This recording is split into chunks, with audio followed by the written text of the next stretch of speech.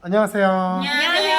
네, 오늘 함께 할 게임은 재치와 눈치라는 게임입니다. 이 게임은 퀴즈 게임인데요.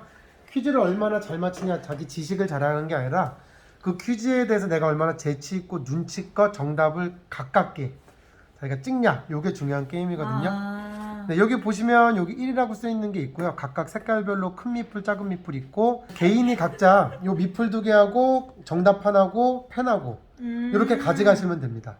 아하, 그게 한 세트군요. 네, 요게 있어요. 요게 맨 앞에 어디까지 문제를 이제 풀었냐 라는 거거든요. 그래서 책갈피 같은 역할이라고 보시면 되는데요. 만약에 이제 첫 번째 문제를 할 때는 맨 위에 있잖아요. 네. 그러면 요거 문제가 위 아래가 있어요. 그러면 위에 있는 문제를 먼저 다 풀어요. 그러면 이제 오늘은 여기까지 했다 그러면 이렇게 이제 이렇게 표시가 되겠죠? 이렇게 표시가 된 게 아니라 맨 아래다 둬요. 그러면 얘가 아래로 내려가겠죠? 그러다가 끝까지 다 풀고 나면 얘가 다시 나올 거 아니에요? 그렇죠. 그러면 이제 아래에 있는 문제를 풀기 시작하면 돼요. 그럼 아래에 있는 문제까지 다 풀었다 라고 하면 그때쯤에는 아마 다시 다 우리의 기억이 리셋이 돼 있을 겁니다. 그렇기 때문에 네, 그런 거고요. 위에 문제와 아래 문제는 난이도 차이인가요? 아니면 그냥 다른 문제인가요? 그런 질문은 저한테 하지 마시고요. 아, 네, 알겠습니다. 저도 이제 뜯은 지 3분 됐기 때문에 네. 저한테 그런 질문 하시면 안 됩니다. 문제 읽을 사람은 정합니다. 그럼 문제를 읽어요, 먼저. 이거는 우리가 다음에 게임을 할 거기 때문에 지금 읽지 않겠지만 문제를 읽어요. 그럼 여기에 답은 무조건 뭐냐면 1보다 큰 수예요. 숫자입니다. 그러면 그 숫자에 가까운 거를 그거다라고 생각되는 거를 각자 정답판에 적습니다.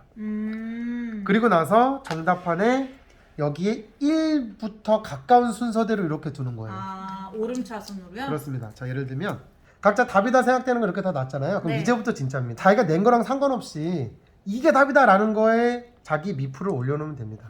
같은 곳에 올려놔도 되고 서로 따로따로 올려놔도 돼요. 이렇게 올려줬다고 해볼게요. 자, 예를 들면 답이 124예요.